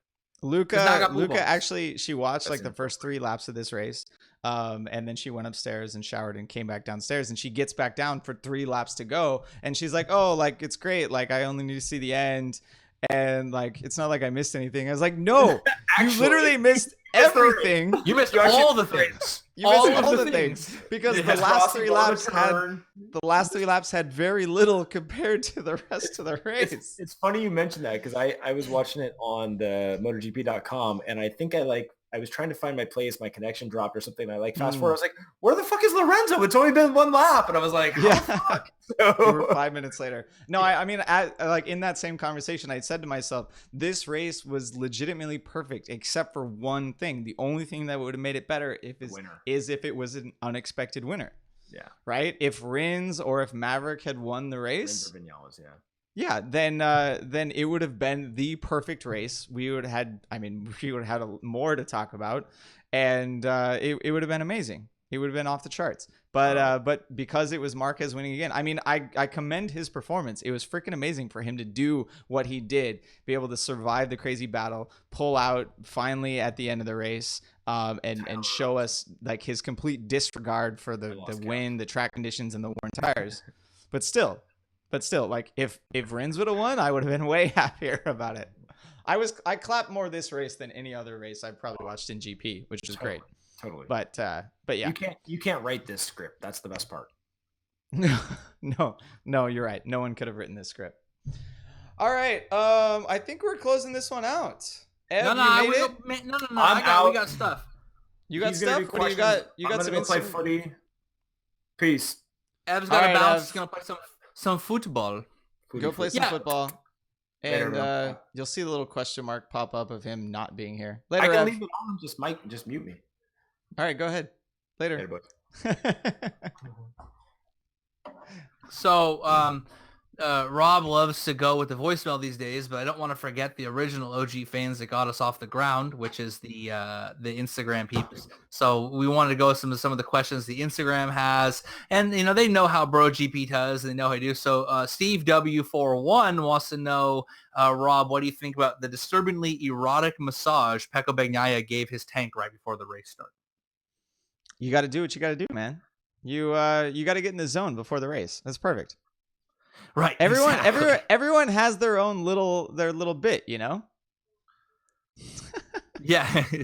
I just like that he referred to it as disturbingly erotic. Why? I wouldn't have called it that. Right.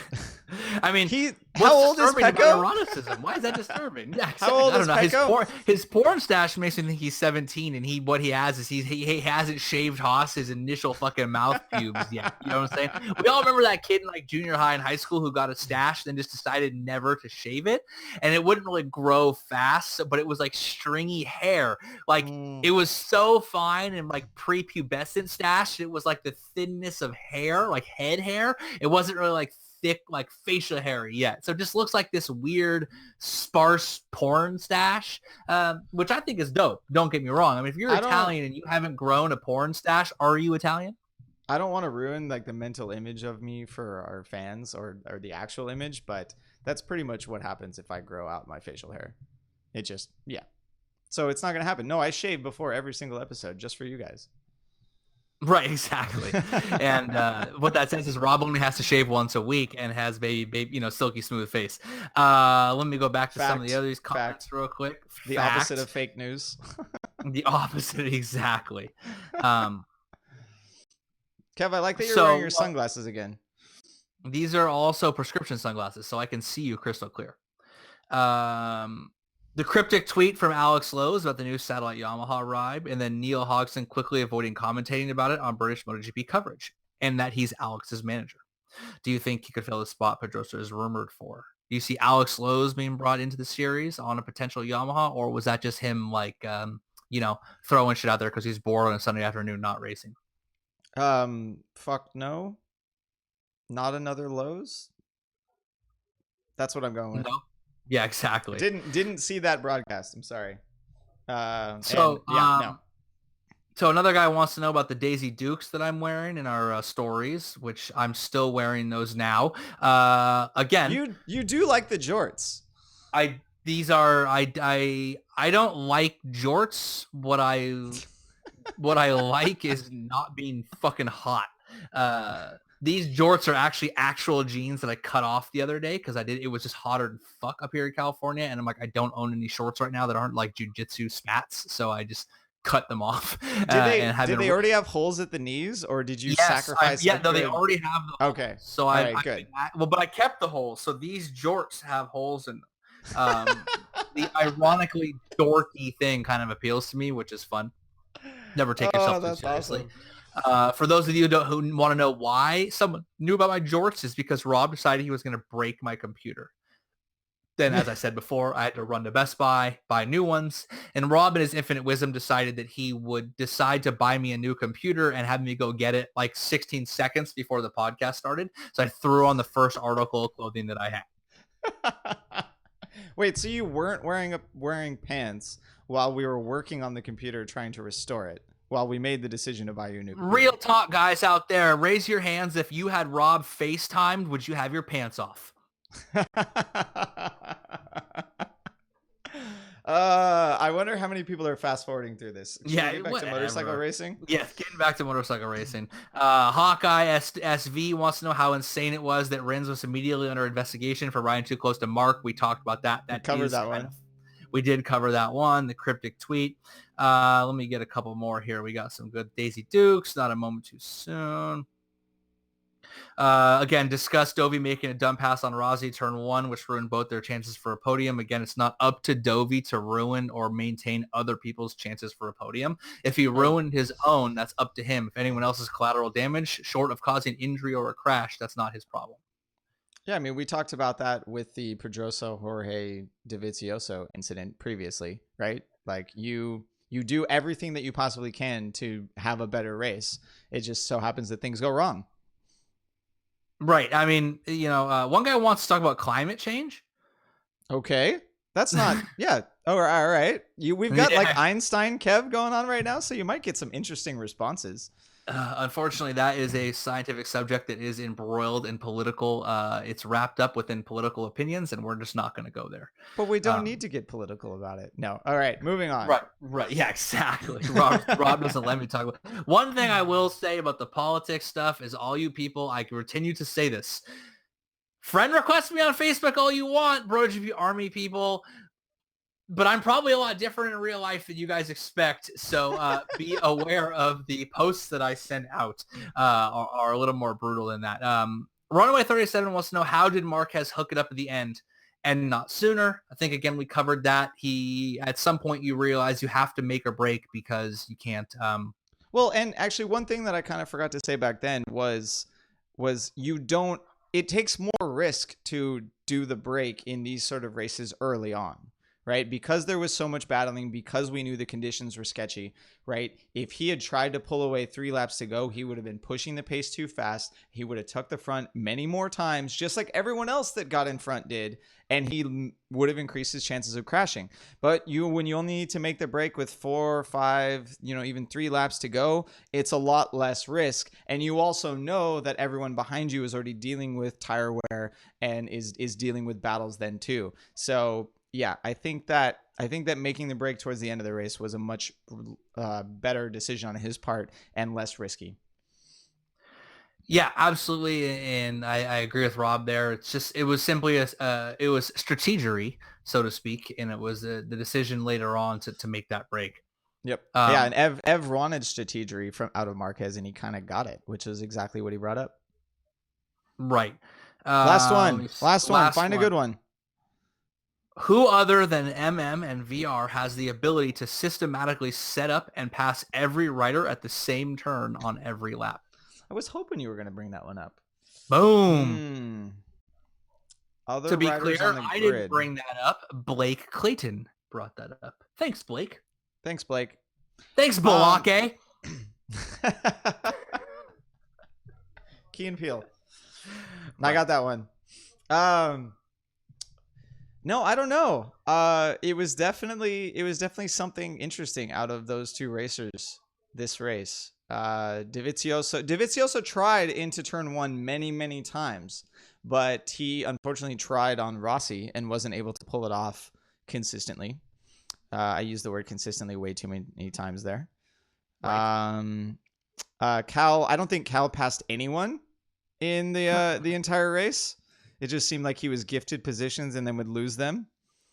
Jorge didn't do. I would say Rins in turn 5 in the left. It seemed like he had that corner dialed, but that would be it. No one else. So I'll say the reason that you see this kind of stuff with these guys is we're talking about two of the greatest of all time, if not the two in the argument for the greatest of all time. Yeah, so we're talking about the guy who currently, I think, clearly has the greatest of all time mantle. He is the current resident of that throne.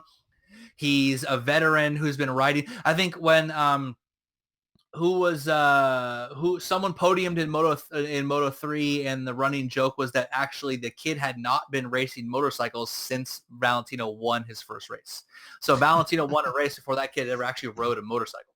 Marquez? Yeah, no, but what I mean is that he's such a veteran that his ability to use tactics is just simply unparalleled. And then what you have is Marc Marquez, one of, if not the soon-to-be greatest racer ever, on a bike that he's been on consistently for 5 years, setting people up with who obviously has the balls to take the extra risk if he needs to. The other riders just aren't there. You have, if you look at the rest of the crop on the riders right now, I mean, I love Dovi. He's the Ducati fucking Moses, but he's not at that level. You know what I mean? Like he isn't at that kind of level. You have Jorge, who is, but he's on a bike he doesn't gel with as well comparatively to the Yamaha. And then what you have is a lot of other riders on simply bikes that aren't the tools that allow them to do that. Rins is great. Zarco's great. Maverick's great, but they're not at that level yet, and their machines aren't bringing them to that point. And this kind of brings me to a point I want to talk about, Rob, before we close it out.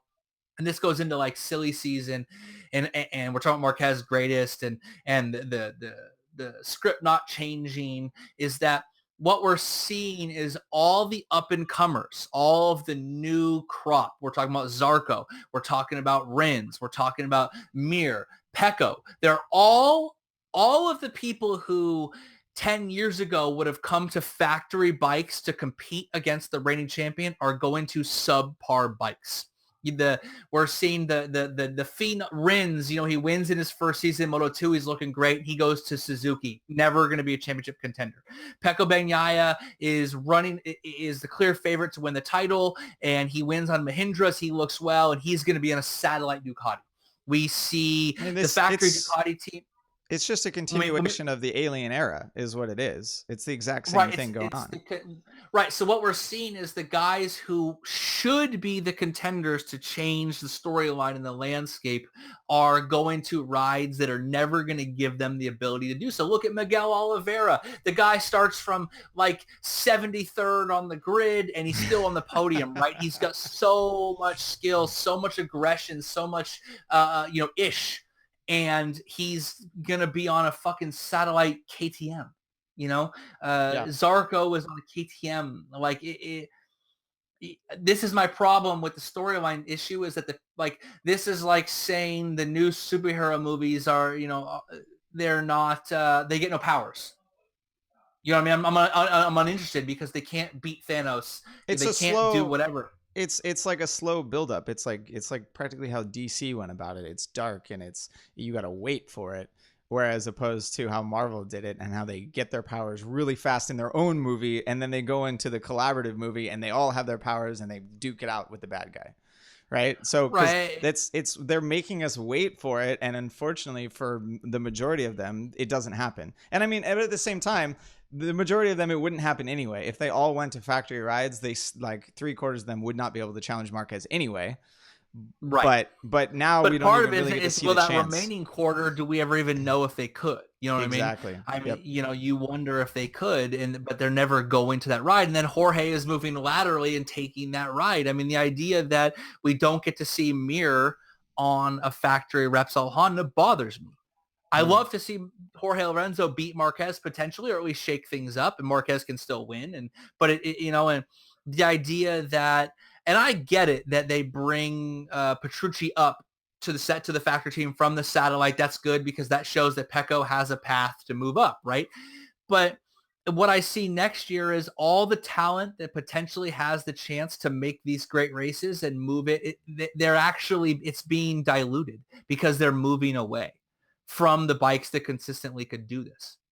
Yeah. I mean, the only solution to this is time. We just need to wait for Rossi and Dani Pedrosa and Jorge Lorenzo to retire. And Dovizioso is eventually too. Or right? Maverick to fucking get out of the goose's dead phase and go fight some MIGs, dog. Yes, that would really help. Yamaha needs to stop being Ducati and go back to being Yamaha, and then we'll be good to go. Right. Shades of 2003, where the Repsol guy runs away with it. Ducati gets some wins here and there, and Yamaha's nowhere to be found. Oh, don't even remind me of that. All right, no, we got to close this one out. It's you kept us going on there with the listener questions, which is great.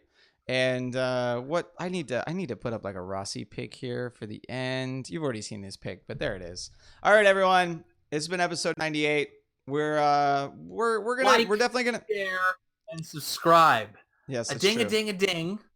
Right. 3 little clicks, boom, boom, boom. Help us the fuck out so we can make more shirts, so we can sell you more shit, so we could get, I mean, right now, personally, we had Rob, show us your dope-ass mic again. Oh, the dope-ass mic. The shirt is dope too, but show us the mic. So that mic is straight movie quality, right? My whole life is built around the fact that David Emmett blocked us, and then someone said, oh, I hate that guy. I hope he doesn't have a media credential. And David Emmett's like, oh, he doesn't. I'm like, just you wait, motherfucker. So you're saying there's a chance?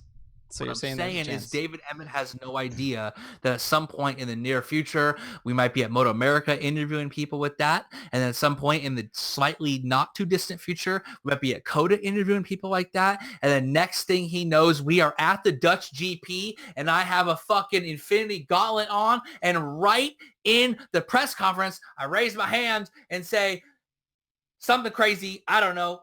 For no reason at all. David Pedrosa, fuck you. Boom. And they can't do anything about it because I'm already there and I say it. Fuck you. Boom. I love where the brilliant improvisation just collapsed there. That was perfect timing. Yeah, exactly. Perfect timing. No, everyone that ordered shirts in our pre-order, they're being paid for tomorrow. You will get them shortly. Thank you very much for your support. Everyone that did not get any shirts, we are now in consistent shirt printing mode. Not this design. I mean, there might be a few extras just to help some people out, but not that many extras. And but yeah, you'll be catching another shirt from us sometime soon. Check us out for Moto America episodes. Check us out for maybe a little bit of World Superbike coverage. Check us out for the Saxon Ring MotoGP episode, of course. Like, share, and subscribe on YouTube. If you're listening on iTunes, thank you so much, or Google Play. Tell all your friends. Let's keep this thing going. Peace.